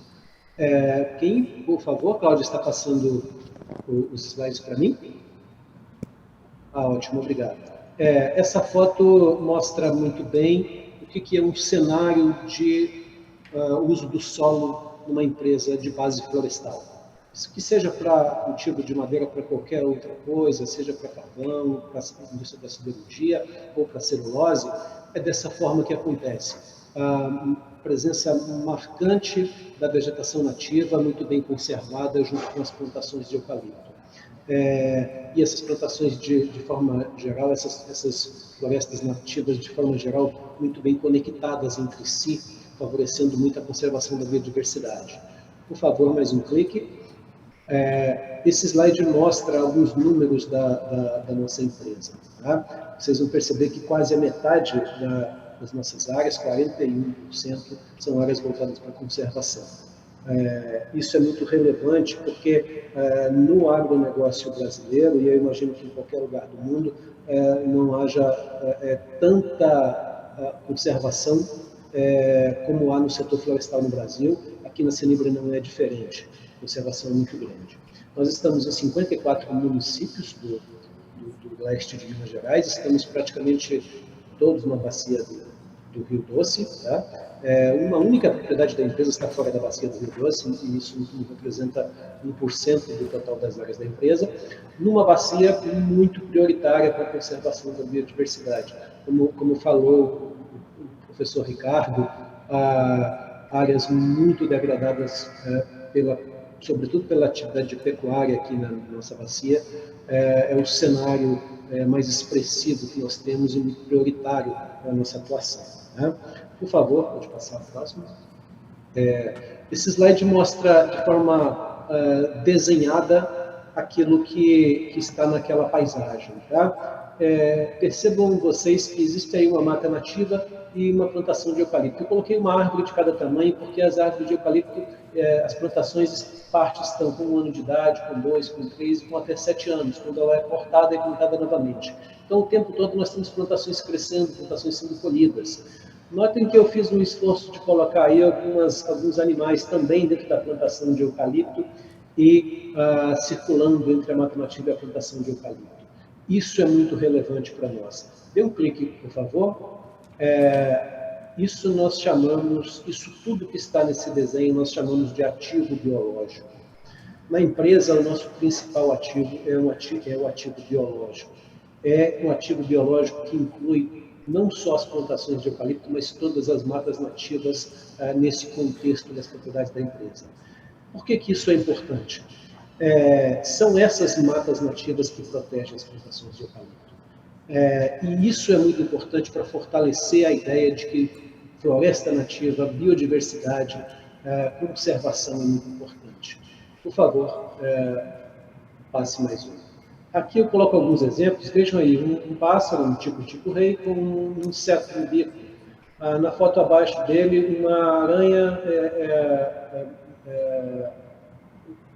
predando uma lagarta, e ao lado um percevejo predando uma lagarta, e numa foto menor, uma plantação de eucalipto totalmente degradada, totalmente consumida por uma infestação de lagartas. Mais um clique, por favor. Esse outro slide mostra diversas situações da biodiversidade, que ilustra a biodiversidade jogando a nosso favor. Isso é muito poderoso de ser mostrado, muito mais do que mostrar o que nós fazemos para a biodiversidade, mas mostrar o que a biodiversidade pode fazer por nós. Isso é bastante reconhecido aqui. Nesse artigo aí ao lado, a gente mostra uma publicação, né, que mostra como a biodiversidade nos ajuda, tá? E isso é muito poderoso para fortalecer as iniciativas de conservação da biodiversidade, sobretudo com proprietários rurais e com outros setores.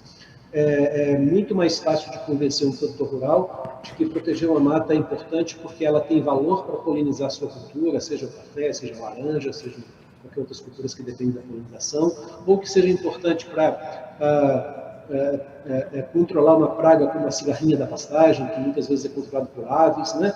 Isso tem uma força muito grande para trazermos aliados para a conservação da biodiversidade. Muito mais do que mostrarmos como somos bons em proteger, mas mostrarmos como a biodiversidade é boa para nós. E a minha apresentação é muito forte nessa abordagem. A biodiversidade joga muito em nosso favor, nós já entendemos muito desses processos. Isso representa diminuição de impacto ambiental com o uso de agrotóxicos, por exemplo, tá? Redução de custos do processo, redução de contaminação do meio ambiente, porque conservamos a biodiversidade e a biodiversidade nos paga muito bem, nos ajuda a tornar nossas plantações mais resilientes a essas questões principalmente, sobretudo, controle de pragas, né? Mais um, por favor. Esse slide mostra como que nós fazemos isso, por que nós fazemos isso. A imagem da esquerda, em preto e branco, é uma área antes de nós plantarmos uma propriedade com silvicultura. E a da direita é logo após o fim do primeiro ciclo do eucalipto. Notem que no fim do primeiro ciclo do eucalipto, toda a vegetação nativa, de forma conectada, foi restaurada nessa paisagem. Esse rio que está aí ao lado é o Rio Doce, um rio tão importante e prioritário para ser recuperado, né? Então, mostra que nós precisamos fazer isso, sabemos como fazer e fazemos porque sabemos o valor que isso tem. A restauração é fundamental para nós. Mostra mais alguns slides, por favor. Essa foto é de restauração, e aquele mesmo cenário de paisagem, a margem do Rio Doce, uma área que não tinha mata na margem do Rio Doce, e agora com mata muito bem recuperada. Mais uma, por favor. Esse slide também mostra, na margem do Rio Doce também, uma área recuperada, né? Mostrando que a gente busca esse equilíbrio ecossistêmico, essa resiliência das nossas plantações por meio da restauração. Isso é fundamental. Mais uma imagem, por favor. E a gente faz não só com restauração florestal, mas nós fazemos também com a restauração da fauna. Isso é muito importante. Essa imagem é de um projeto nosso de reintrodução de fauna. Esse projeto já vai fazer, no início do próximo ano, 33 anos de existência. É um projeto de reintrodução de espécies ameaçadas de extinção. Essa aí o mutum do Sudeste, uma espécie criticamente ameaçada, e uma espécie que nós somos um dos grandes contribuidores para que ela volte a ter seu papel na natureza, contribuindo também com o equilíbrio ecossistêmico, com dispersão de sementes, com uma série de atributos relevantes que a biodiversidade traz para a sociedade como um todo, né? Mais um, por favor. Nesse contexto também a gente mostra que a empresa está num cenário que ela é muito diferenciada, por isso ela pode ajudar muito a vizinhança. Dê alguns cliques. Esse primeiro clique mostra o limite de um município. Esse é o município de Naki, aqui na margem do Rio Doce. Essa mancha roxa aí é o Rio Doce e a azul é o perímetro do município. Dê mais um clique, por favor. Aí a gente consegue visualizar agora que dentro do perímetro vermelho são as áreas da empresa. E a gente pode perceber que o verde nessa região são exatamente as áreas da empresa, né? Mais alguns cliques até esse e mais um, por favor. Bom, isso tem uma relevância muito grande. Essas áreas estão contribuindo não só para a resiliência das plantações de eucalipto, mas estão contribuindo fortemente para a resiliência das propriedades vizinhas, contribuindo com o equilíbrio ecossistêmico na vizinhança. E a mineração também, Cláudia, tem um potencial enorme de fazer isso, sobretudo pelo percentual que foi mostrado aqui hoje de áreas protegidas, né? A mineração pode ajudar muito a vizinhança em razão dessa grande quantidade de áreas protegidas, trazendo mais resiliência para os usos do solo, os usos econômicos na vizinhança, né? Mais um, por favor. Isso. E também mostramos que, logicamente, que não é só a biodiversidade que é boa para nós, né? As plantações de eucalipto também são favoráveis. Nosso modelo de uso do solo, com áreas nativas conectadas, com plantações que permitem a circulação da fauna, favorecem muito também a conservação de espécies, né? Nesse slide a gente vê 2 espécies ameaçadas utilizando a plantação de eucalipto para circular entre matas nativas, entre seus ambientes de vida, né? Então as plantações contribuem muito para isso, né? Mais um, por favor. Nesse slide a gente mostra espécies que têm mais restrição, que são dependentes florestais, que dependem de árvores, né? O primata, por exemplo, né? Então mostra que as plantações favorecem muito a conservação da biodiversidade também. Mais um, por favor. Nesse último a gente mostra 2 espécies dependentes florestais que utilizam as plantações como corredores ecológicos, 2 espécies criticamente ameaçadas, como o mutum do Sudeste, que a gente faz na introdução, e na imagem da direita o muriqui, uma espécie criticamente ameaçada, uma das espécies mais ameaçadas do mundo de primatas, utilizando a plantação de eucalipto como corredor. Isso mostra também que o uso do solo que nós fazemos tem grande valor para a biodiversidade, ou seja, nós favorecemos a biodiversidade e ela nos paga muito bem por isso, aumentando a resiliência do nosso negócio. Por favor, mais um slide. Obrigado. Esse slide eu coloco ele porque ele ilustra muito bem esse nosso projeto de reintrodução. É um projeto dando certo há mais de 30 anos, né? Com filhotes nascendo dessa espécie criticamente ameaçada, né? Faço só algumas observações assim para fortalecer o entendimento, né? Entendo que o setor de mineração também pode ser de muito valor para a conservação da biodiversidade, da forma que eu falei, contribuindo na vizinhança, com o equilíbrio ecossistêmico na vizinhança. Conheço a realidade do setor, apoiando a proteção contra incêndios florestais, parceria que tem com uma ONG importante aqui de Minas Gerais. O setor ajuda muito na conservação, não só de suas áreas de mata nativa, mas também de unidade de conservação. Isso é louvável, parabenizo o setor por isso, né? E também pela expertise que o setor já tem em restauração florestal. Parabenizo o setor por isso também e agradeço mais uma vez a oportunidade. Muito obrigado.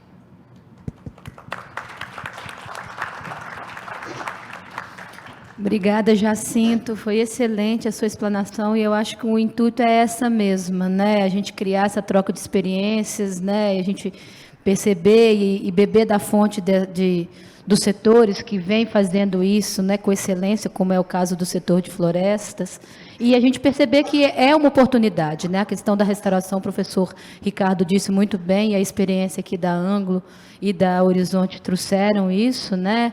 E que a gente tem aí uma oportunidade para ser levada e entender que conservação da biodiversidade é estratégica para a sobrevivência do negócio, é estratégica para a sobrevivência dos ecossistemas e para a nossa sobrevivência, né? Eu, infelizmente, vou ter que encerrar o painel, já estamos aqui estourados no tempo, essa sala já vai ser utilizada para a sequência, mas eu coloco aqui a minha disponibilidade, mas também os nossos colegas do palco aqui, agradecendo de antemão a Flávia, ao Ricardo, que teve que sair para pegar o avião, o Tiago, ao professor Carlos Escaramuza, que não sei se ele está conosco, ao Jacinto, por ter participado desse evento, e aguardando você em próximos, agora presencial, tá, Jacinto? E agradeço a todos pela oportunidade de estarem aqui, e agora finalizo o evento e seguimos para a feira, né? Muito obrigada, pessoal.